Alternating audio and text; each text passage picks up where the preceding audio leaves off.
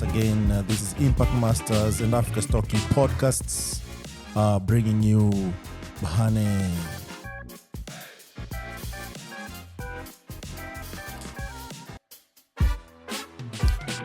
Bapna Dahane. Yeah. Am I saying it right? Sir. Good. So this is a beautiful day, and one of the things that actually I think we've talked so much about is the problem. You have ventured so much of the problem of African diaspora, even Africa at large, and most of these came to the conclusion that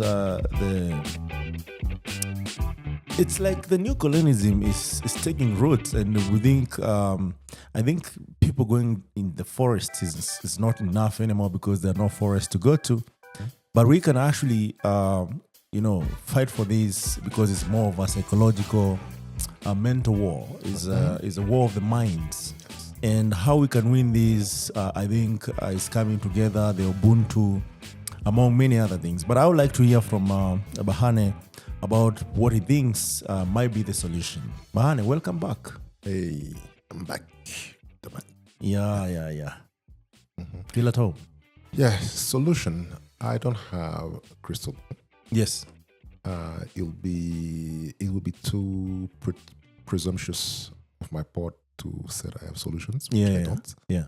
However, I have some suggestions to do. Mm-hmm. And yes, there is a war that doesn't bear his name. And this war we also have to participate in. Yes. But is that a war of weapon or guns or like guns and everything? Is education. Yeah. And education is something that we have to take very, very seriously. Yes. And that has to start by the young generation as early at 5 or 6. Should we create our own curriculum? Yes. And I was trying to download a curriculum that talks about African history. Yeah. And then we did not know, but I will send it later to Teddy. He will forward it to you. Okay, no worries. And, we still have a lot of living scholars. African children must read African authors. Yeah. I barely see or meet other ethnic groups who are reading our literature because for them it's just litter. Yeah. No. So why shall we always be like following the trends? And trends are not everlasting. Yeah. So we have a lot of, I met this lady in Johannesburg. She was working at the reception of the hotel. Yeah. And I never knew that she was author. And actually she had a book, and she's from Zimbabwe. And I took it. And I was trying to read the book. But I don't speak Shona.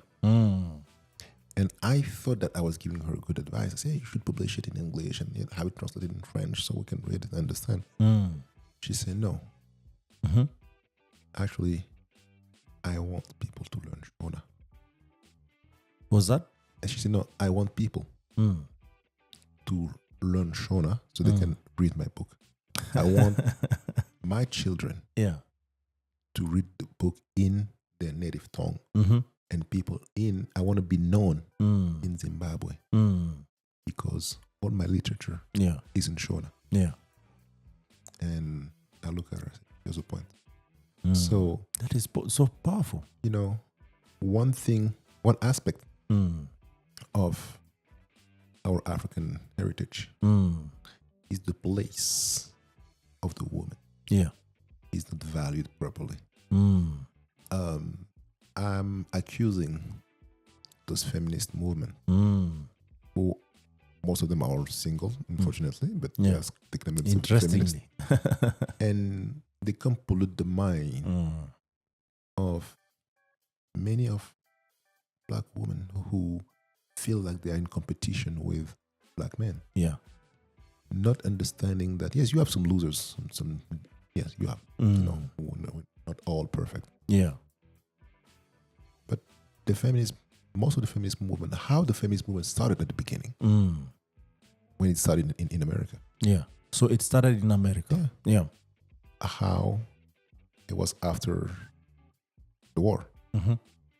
They realized that they need to reconstruct the country. Mm-hmm.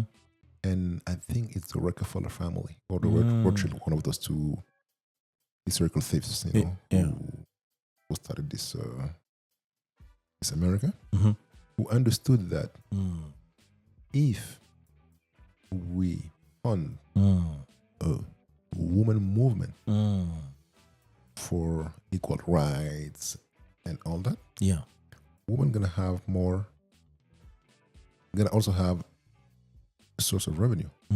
So now the household gonna have two sources of revenue. Before that, she was busy raising the kids and taking care of the family. Yeah. When the husband was out there going to look for work and bring money and funds to raise the family and to keep his position of the chief. So there was balance. There was love and there was power. Exactly. That's how I like to look at it. Yeah. Because no matter what, the mother brings the emotional well-being. You love. And the father brings more the confidence because power. of. Yeah. And unfortunately, even in Europe, in America, black women started to copy this thing, forgetting that our culture are completely different. Yes. And by the way, just to interrupt you a little bit, does even that culture work? The one that we want to copy, because it's broken. It's broken. If you look at how many someone marries before they die, exactly, it's mind-boggling, right? Yeah. And then that's what we want to emulate. Is it good? Is it, Exactly. Yeah. So now they start having financial power. Now they think that they can measure up to the men. And I'm not saying that trying to convey anything machist or anything like that. No. Yeah. To me, it's like men must respect women and they must complement each other. Yeah. Although I still believe that women have more edge than us. Yeah. Because she has one power that no matter how much money we have, we don't have the power to create another life. Yes. We can just participate. Yes. But we don't have the strength, nor the metabolism to carry a life. So yeah, that's a powerful word you've used there, metabolism. So just respect that, and Yeah.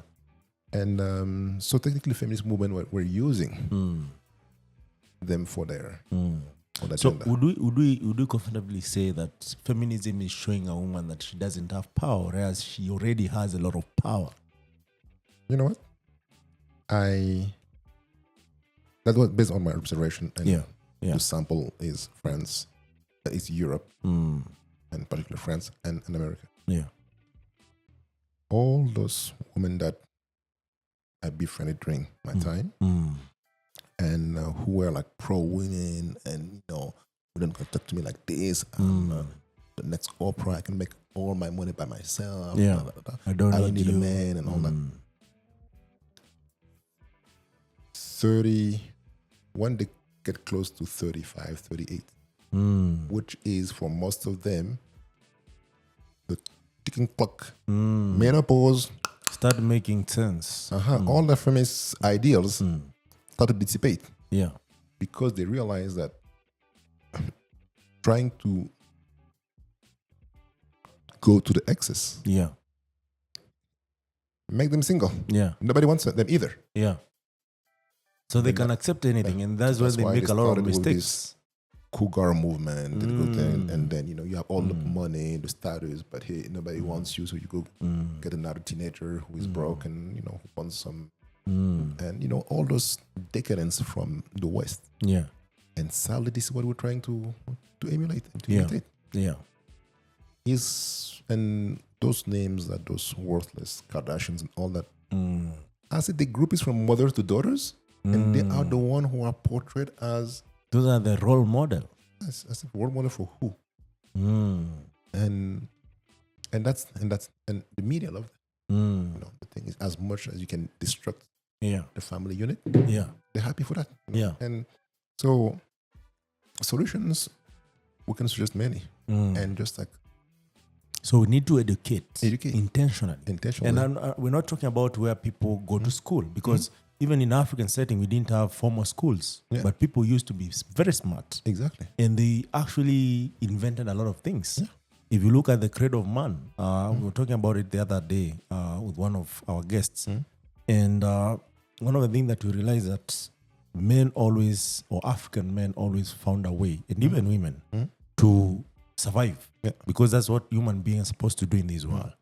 And they created different tools that have been modernized in today's world that we invented. But it's even when you look at the inventions, that's not mentioned anywhere. Yeah, I was listening to one American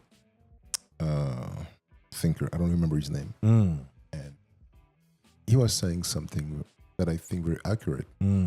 Is what the white system created is those bureaus where you go claim the patents. The only thing they created is those patent certificate. Meaning that if I talk to you and you come up with an idea to tell me about it, even if it's you who found all the formulas, if I go to the patent and pay the fee and say, this is what I discovered, that's what you're done. Recognize. Yeah. You're done. Even you can't go after and say that it's you. Yeah. Because he already said it's him. Yeah. One guy, I think it was a long time ago. A very long time ago, before the internet boom. He was kind of smart.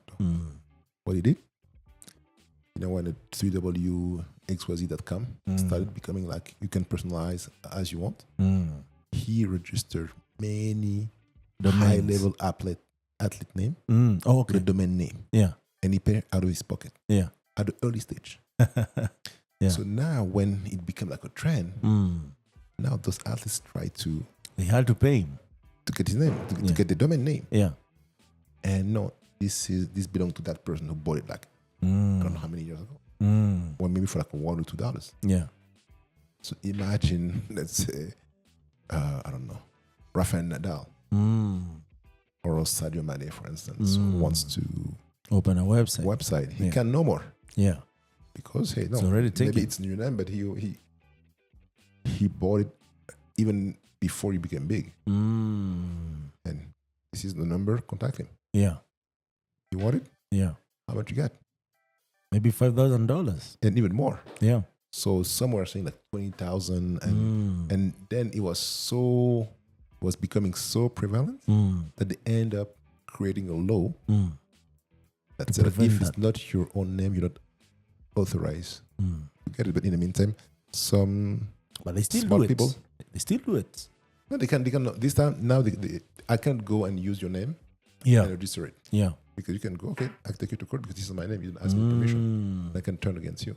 So those things. Okay. Okay. But when it comes to our creativity and ingenuity, I have a daughter now. She's 18. At a very early age, when she, I was always making sure that in addition to what they teach him at school, she has books that teach him about like history, black inventors. Yeah. So she has book. She had it like at 7 or 8, and that was. So she had maybe like 3 hours of TV maximum per week. The rest of the time she can draw, she can pen, she can read. So doing things practically. Yeah. So this brings me to something interesting about mentorship versus apprenticeship. So we have a lot of mentors and mentees, but we don't have apprentice and the apprenticeship programs. Yes, I can't point one that I know that is working in Kenya. I would say probably, I know that here there's a big Somali community. I assume they are probably a Somali cultural center or a way to gather themselves as a community. And I also assume that this is how they transmit the culture to the kid. Yeah. And Kenya being also very influenced by the UK and by the US. Yeah. Then also to imitate the United States. Because I would say the United States biggest export it's a culture. Yeah. They export the culture, and that's what everybody, it's entertainment. And what needs to be done, it's also like some community centers that are not only focused on sports or music, but focus on education. Yeah. And even on a playful way. And when I was going through all the concept of Africa talking and what is possible to be done by developing developers. Yeah. And I was like, today, we as Africans, we don't have any language school. Yeah. If I want to learn Swahili, for instance, because I want to be comfortable to come to Kenya, speak with everybody in Swahili instead of using English. Yeah. If I want to go to Congo, DRC, I would love to be able to speak Lingala. If I go to South Africa, I want to be comfortable to speak Xhosa or Zulu or with those people. Yeah. So why can't we develop our own heritage so schools, we can go online, have a teacher, and if the school system don't want to do it, we can do it on our own. Okay, you go, parents, take lessons. So instead of watching TV or playing video games, you can learn one or two things. You learn different language. Yeah. So by the time you finish high school, you're good. An African kid can speak one language from the East, West, in addition to those business languages that we use because we want to trade with the West. The West. And so suggestion, I think they are around. Just need to sit down and make it happen. And not in a way to pointing at people, you should learn this English, otherwise you alienate. No. To just reclaim who you are. And celebrate ourselves. And celebrate yourself. Yeah. Celebrate who you are intrinsically. Because you can carry an American passport, you can carry a French passport. Yeah. At the end of the day, you are French or American by default. Yeah, exactly. Yeah. I remember one thing in 2009, it was January 2000, it was 20th of January 2009. Yeah. When President Barack Obama was swearing as the first African American president of the USA. Yeah. I was with a friend who was African American. And we're just like everybody in the mall. Yeah. Just witnessing history. Yeah. And he told me one thing. He said, you know what? Tomorrow I'm becoming a nigger. Because Obama has no lineage with slavery. His father is a free African Kenyan man. His mother is white. Yeah. So he has no link to the struggle either. Yeah. Yeah. And he can always go back to Kibera or Kisumu. Kibera, right? And he knows where his father from. Yes. But me, I have no clue. Yes. I'm black. Yeah. I know that our history comes from there. Yeah. But this is all I know. Tomorrow I'm becoming a nigger. Yeah. And I didn't realize what he meant was so deep. So for many of the African Americans I was interacting with during that time, I was happy. Regardless of his program, because I didn't even care about his program. I said, for once, let them there. We can We're just going to back it up. Even if he's messing up, he's still our brother. We're just going to protect him. Yeah. That's it. Every African was happy. That's how we're going to happen. Yeah. Because, then African American reaction is, yes, you can say that because you come from Africa. And he's African too. Yeah. So you're probably going to get along easier than me, who is African American. Yeah. Because I'm linked directly from slavery. True. He's not. Yeah. He's a black free man. You can't understand. He's all lineage. Yeah. He didn't come to America on slave boat. Yes. And his mother is white. Yeah. So she's part of the dominant system. Mm-hmm. So white people kind of like somebody like this. But us? No. Yeah. Because it's a puppet again. But me? It's a puppet. Who?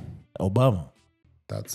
I'm gonna say that. I think that No, I mean, gonna say truth be it's told, politics. truth be told, I hear it even it's in the public domain that most people say Obama achieved two things: one, foreign policy, and two, the healthcare, which is now like back to square zero, and the rights for the minority. That's Which all. minorities? Men who want to marry men and women who want to marry women? Exactly. Yes. It was more acceptable. There was more funds to help them be reintegrate to get jobs and whatnot. But for the Black American, there was nothing much to celebrate after 10. Is it 8 years? 8 years. Yeah. And it's unfortunate because that also shows that if another Black American stands or runs for president, there will be no confidence as Obama had. I would say one thing. He made a choice. Yeah. And there is also some compromise. True. To be able to be able to run for what he did. I would say he made mistakes. Yeah. And it's a human. So he made mistakes that because he was comfortable making them. Yeah. And because of the fact that he put a step. Me having, although at that time she was 4 years old. So from 4 to 12. Yeah.